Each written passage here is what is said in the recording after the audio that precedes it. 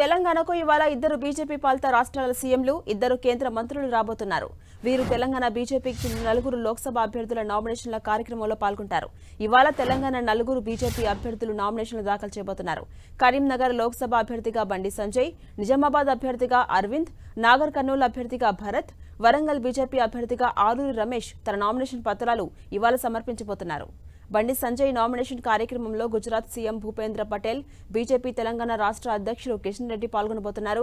Arvind nomination ర్యాలీకి కేంద్ర railway శాఖ మంత్రి అశ్విని వైష్ణవ్ హాజరవుతున్నారు.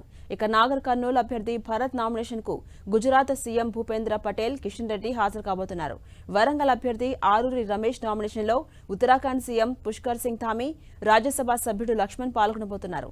ఇక కేంద్ర హోంమంత్రి అమిత్ షా కూడా ఇవాళ హైదరాబాద్, తెలంగాణకు రాబోతున్నారు. మెదక్ లోక్సభ పరిధిలో సిద్దిపేటలో నిర్వహించే బహిరంగ సభకు అమిత్ షా హాజరు కాబోతున్నారు.